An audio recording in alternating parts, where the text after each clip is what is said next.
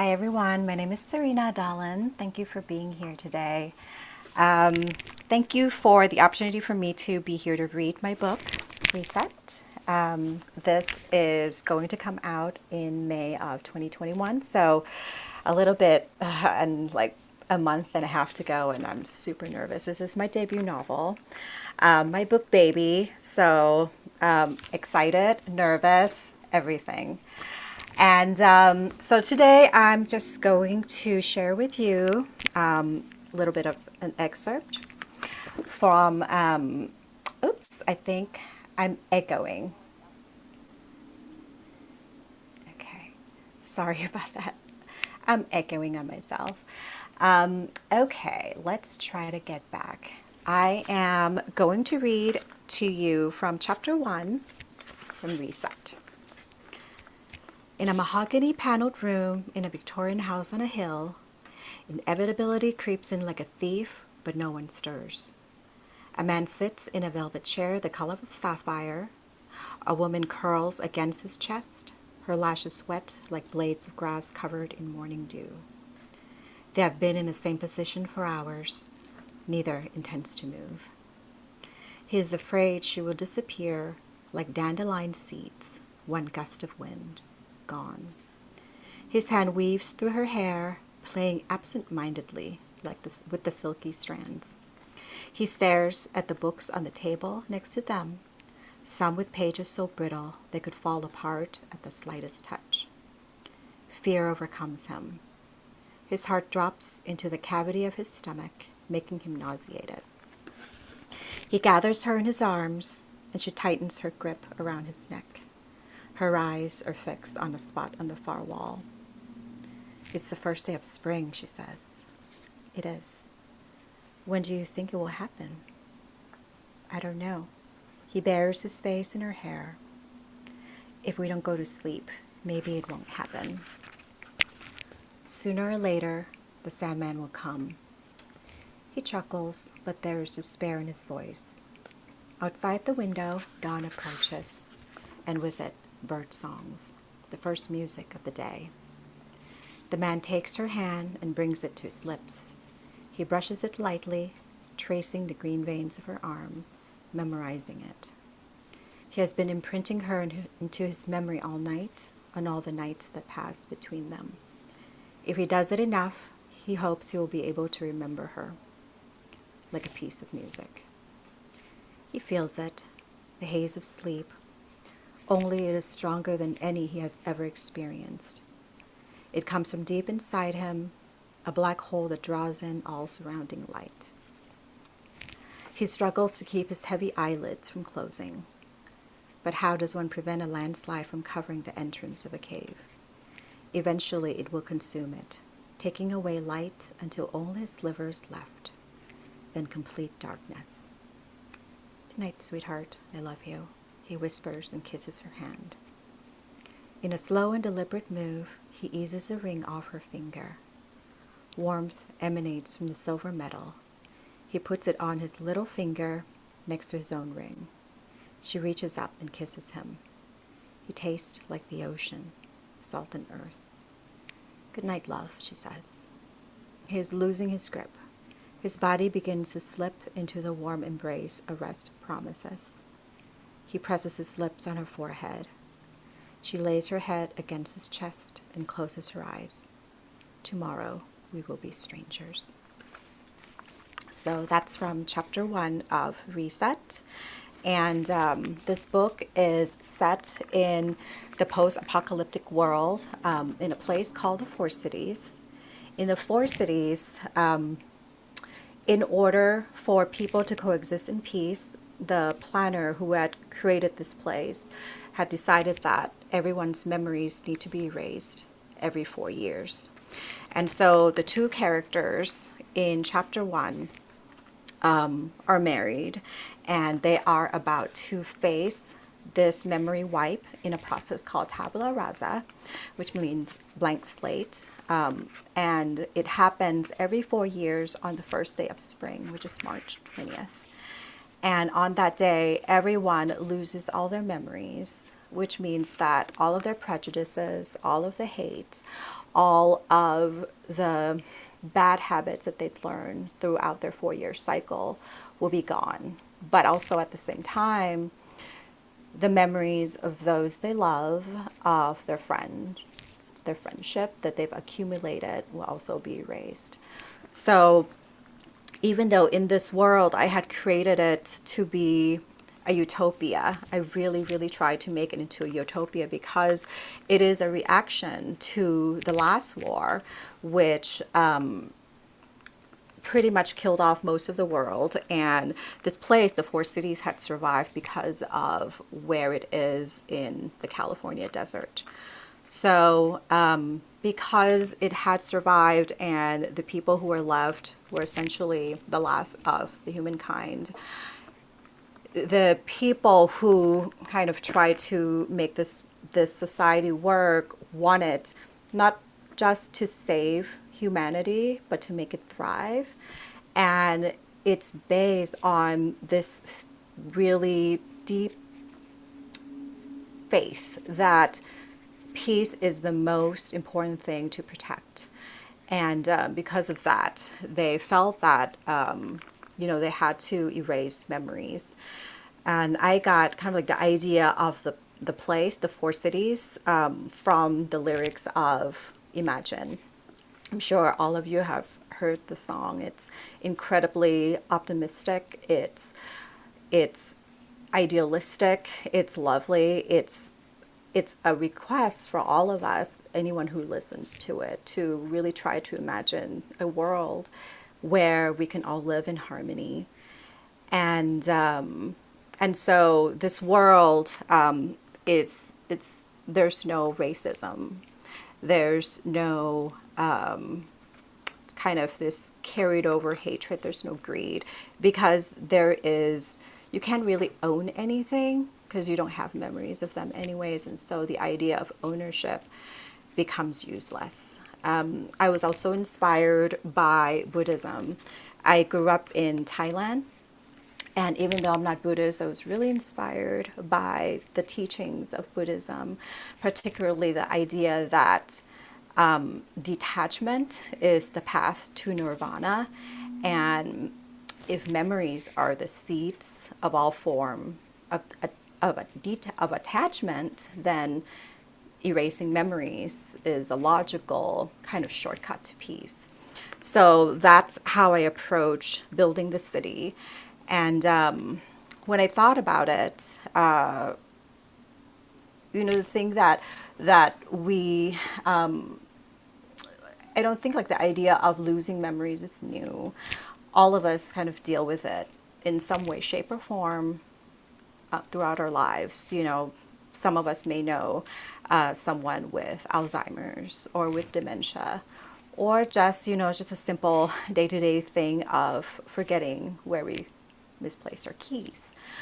And this idea kind of came to me late one night when I was really frustrated with my writing, and I decided to erase everything and started from scratch, from nothing at all. And as I was staring at the blank screen, an idea just came to me. This was like 3 a.m. at night, and I was kind of out of it and frustrated and upset. And an idea came to me that if what would it be like if we can actually erase our life, our memories, just as easily as a document. So and I thought about the kind of world, like what would be the reason for this to be necessity, and the kind of world in which we would get, and the characters that I created, Eris and Metis. Eris is a scientist, and she pretty much does not believe in love, because why would she? She would lose her memory anyways. So there's really no point in falling in love and being attached to someone. But Metis, he is a leader of this group called the Dreamer. And the Dreamer believe that memories reside in dreams, and that you can actually try to reconnect with your past cycles by dreaming. And he remembers her. She doesn't remember him. And so it becomes this heartbreaking love story of two people. One who just wants more than anything to reconnect with his past love, and another who just does not really want to get into that heartbreak again. So it's a love story at its core, absolutely, and but it is set in this kind of post-apocalyptic world and this speculative world, because I felt that that was where I could really do a study on humans and how we would treat love and loss if we don't have the repercussion of memories. So I'm going to go to the YouTube channel and see if there are any questions. And let's see. Oh, I get one. Hi, Damien. Where did the inspiration for this story come from? Oh, I saw this after I already talked all about it. So I hope some of that kind of what I said already answered that question. Let's see, what else can I say about it? The place, I feel like the place itself, the Four Cities, is a character, is a very strong character in this story. And a lot of it has to do with the fact that I think it's really interesting. What kind of society would we have, if we don't have racism, if we don't have all of this greed and everything that we as humans want to have? What kind of world would it be? And so I hope I did my best in trying to get there. And I don't know. I hope that, as the readers read it, they will find things in their lives that are the people that in their lives that they could ask questions that I started out asking from the beginning, which is, can you love someone you don't remember? Are we individually and as humankind capable of loving those we don't remember? And, would it be something that, what if there's just feelings that you have towards someone, but you don't know why, you don't know how, and how would it be like, what it would be like? And so I really do hope that the readers, after the read reset, would find topic of discussion with those they loved. And I would love to hear all about it. It is coming out on May 25th from Blackstone. And I will try to leave a link on in the comment section on where you could purchase it. I really do love independently owned bookstores, so I will put a note on there to remind you, if you could, please purchase from independently owned bookstores, as opposed to, giving more money to huge conglomerate. And let's say, is there anything else? Let's see if there's any more questions. Okay, I don't see any more questions. Do you need me to read any more? I'm not sure. I think we've kind of gone about 15 minutes. There is something that I wanted to share, but I don't know how long it's going to take to read. I wrote this story as a short story called Invisible Traces. And I wrote it after I finished writing Reset, which is kind of odd because usually it's the other way around.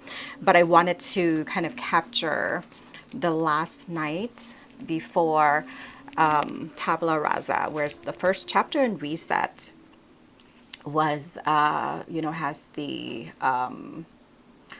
the morning after the morning right before tabula rasa. This is the last night. So I'm just going to read it because I feel like 15 minutes. I want to kind of give you guys a little bit more, and I haven't read this before anywhere else, so this is a bit more special, I hope. Okay, Invisible Traces, the Four Cities. Will you remember me? Her voice whispered in the dim light of the moon. It was a heartbreakingly simple question, one he could not answer. He hated himself, the system, his life, for not being able to answer her. Always, he lied. He did not know, if only. His fingers traveled along the side of her body, tracing its warm curves, like pilgrims traversing sand dunes, searching for the valley beyond. There's a difference between feeling and being felt, but with every touch of her bare skin, he could not decide which it was he was doing. Hold on. He found her hand and bound it in his own. Her fragile fingers entwined with his, transferring her warm dampness onto his palm. From this tiny gesture, he knew her state of mind.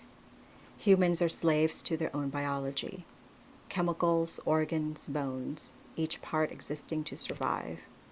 To push the race forward, to hold it back. He felt a wetness on his shoulder, dimpled from her habit of sleeping there. Her eyes were raining bitterness.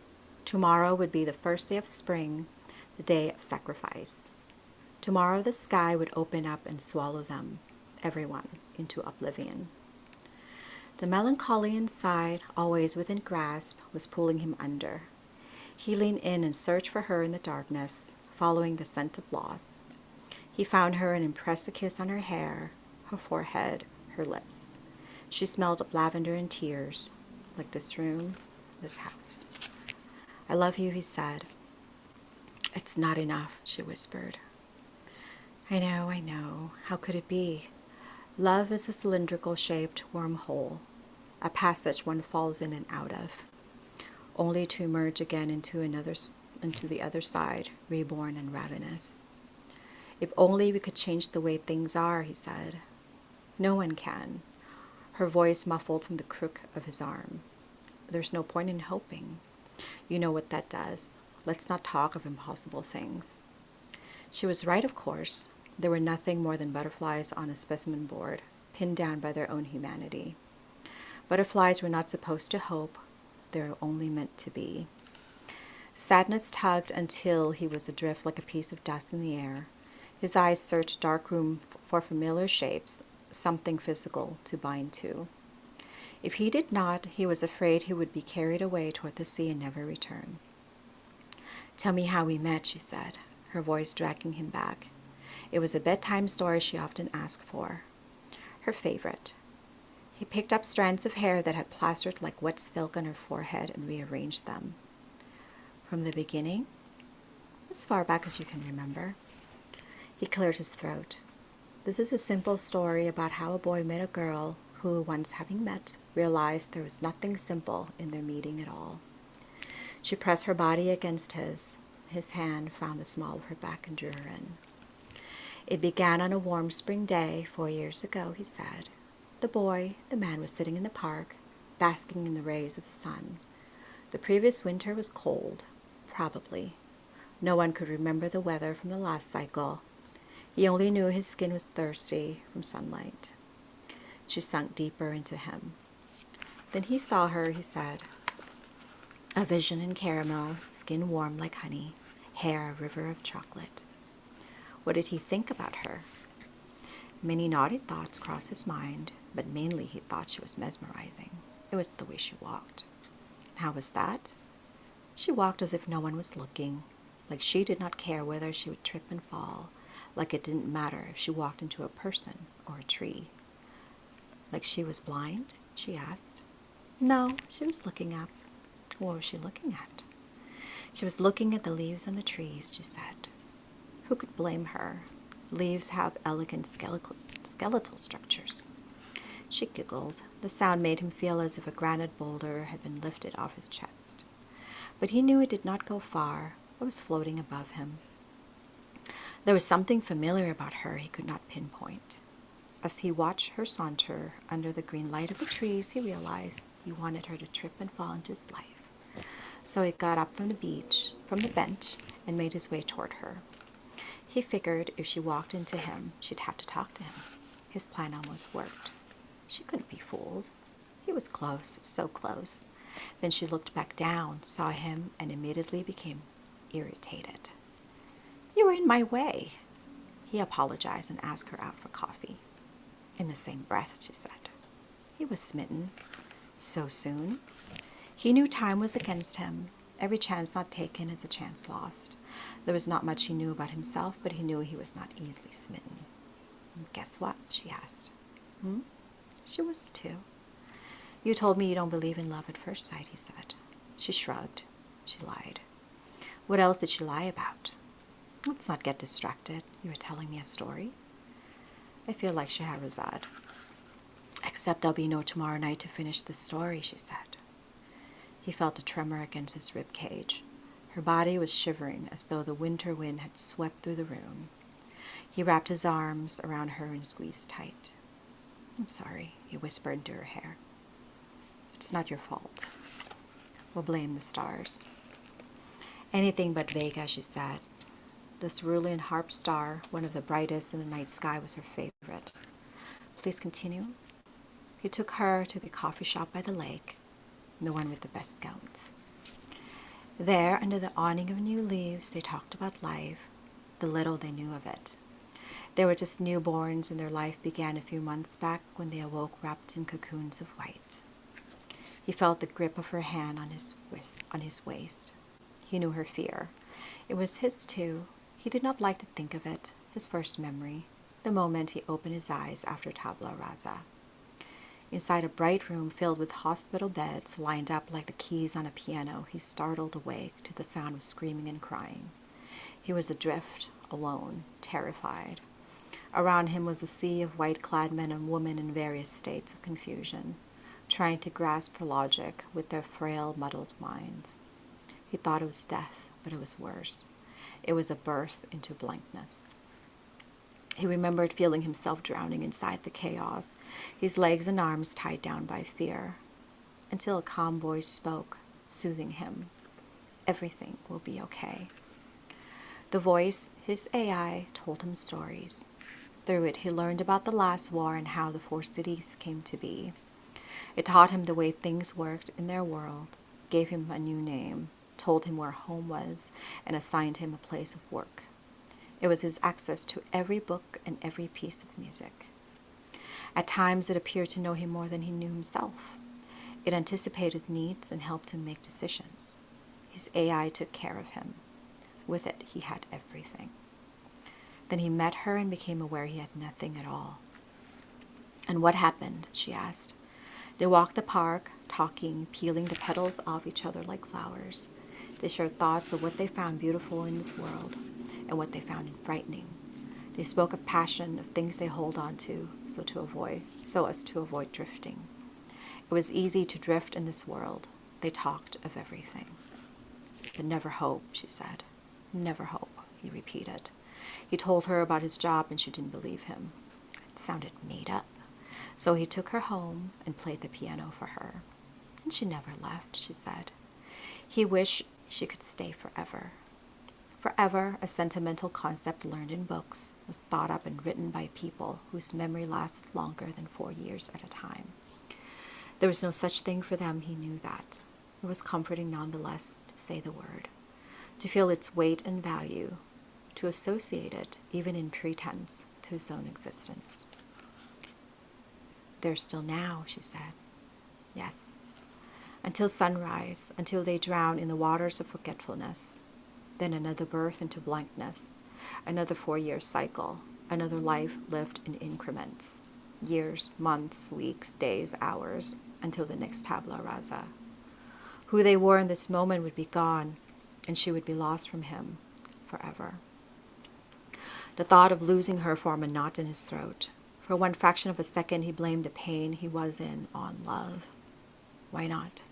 It had started wars, burned down cities, drove one to the edge of sanity, killed.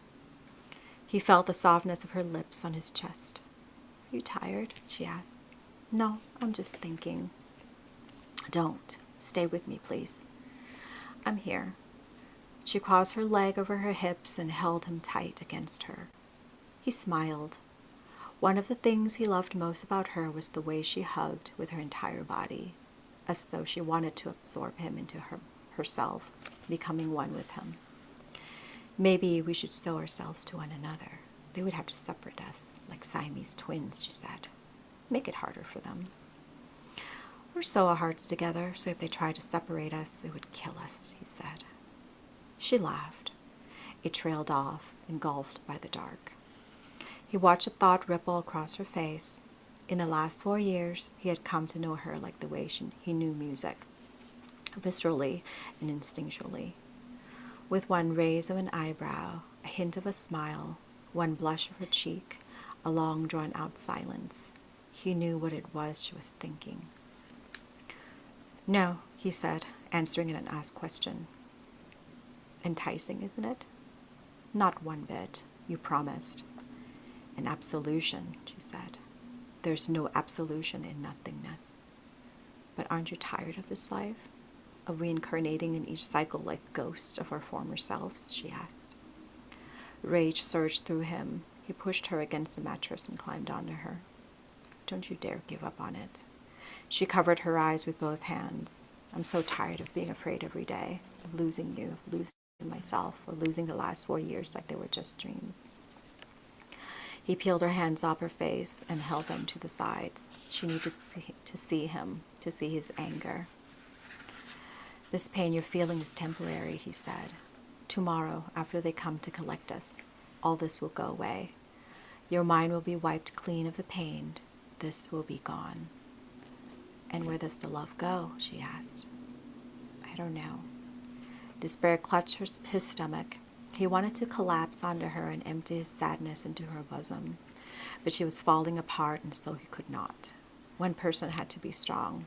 It was the unspoken agreement between them. He steeled himself. We both know the side effects of falling in love. We knew it before we went into it. We knew we couldn't last. She yanked her hands from his grasp. Was a disclaimer supposed to make it easier? "That's not what I mean." "Then what did you mean? That it's my fault for falling in love? That I should have known better?" "You're upset," he said. "Why are you not?" he scoffed. "How can you think I'm not?" "Because I'm in pieces and you're fine." Her voice was of an injured animal. His facade came undone. He lowered himself until their faces were inches apart. "I'm not fine," he said through gritted teeth. Thought of not having him next to her after this night gutted him. Tomorrow she would be gone from his mind, the feel of her skin, the sound of her laugh, her face. He swallowed down a wave of emotion and slid over next to her. "To live is to suffer, is that it?" she said. "Yes. That's the way of life in the utopia of the 4 cities. The planner's way. The only way to ensure peace and continuation of the human race. No memories, no attachments, no war." That was the idea. So every 4 years they sacrificed their past lives, their memories, at the altar of an injured God. "I wish I'd never fallen in love," she said. There was no malice in her voice, no malintent. Nevertheless, the words lashed his heart like a poisonous whip. Silence filled the room. It punctured everything, leaving pitted scars in its wake. On the wood boards inside the Victorian house on a hill, in the gray deserted streets of Lysithea, across the barren wasteland and unclimbable mountains to the other 3 cities, into the tortured bedchambers of other lovers, whose amorous entanglement would, too, end come sunrise. "It's never been a choice for me," he said. She turned her body and buried her face in his arm. "Nor me." His hand found hers again. He brought her palm to his lips and kissed the spot in the middle that dipped like a pawn. He breathed in her scent, trying to imprint it deep inside the old part of his brain, hiding it from the destructive tentacles of tabula rasa. Sometimes I think we were here before. I've had dreams of us together, in a different life, in another time.